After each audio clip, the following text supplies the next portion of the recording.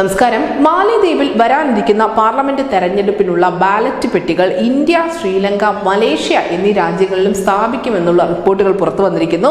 ഏകദേശം 11,000 മാലിദ്വീപുകാർ തങ്ങളുടെ പോളിംഗ് സ്റ്റേഷനുകൾ മാറ്റി സ്ഥാപിക്കാൻ രജിസ്ട്രേഷൻ അഭ്യർത്ഥനകൾ സമർപ്പിച്ചതിന് തൊട്ട് പിന്നാലെയാണ് തെരഞ്ഞെടുപ്പ് കമ്മീഷൻ ഞായറാഴ്ച ഈ ഒരു പ്രഖ്യാപനം നടത്തിയത്.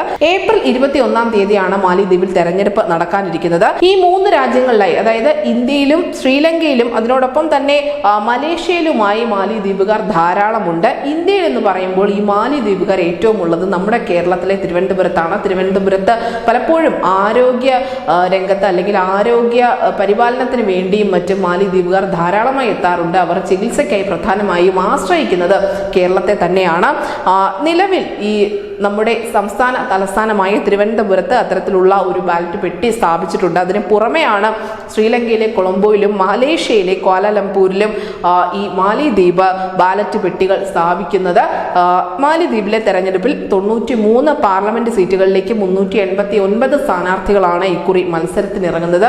എന്തായാലും കേരളത്തിലും മാലിദ്വീപിന്റെ പൗരന്മാർ വോട്ട് രേഖപ്പെടുത്താൻ ഒരുങ്ങുകയാണ്. വലിയ നയതന്ത്ര തർക്കങ്ങൾ ഉൾപ്പെടെ നിലനിൽക്കുന്നുണ്ട് എങ്കിൽ പോലും ഓരോ പൗരന്റെയും ആ ഒരു ജനാധിപത്യ അധികാരത്തെ വിനിയോഗിക്കാനുള്ള എല്ലാ സൗകര്യവും നമ്മുടെ രാജ്യം ചെയ്തു നൽകുന്നുണ്ട്. അതിന്റെ ഭാഗമായി തന്നെയാണ് തിരുവനന്തപുരത്ത് ഈ ബാലറ്റ് ബോക്സുകൾ സ്ഥാപിക്കാനുള്ള മാലിദ്വീപിന്റെ തീരുമാനത്തെ ഇന്ത്യ അനുകൂലിക്കുന്നത്. News desk Malayalam.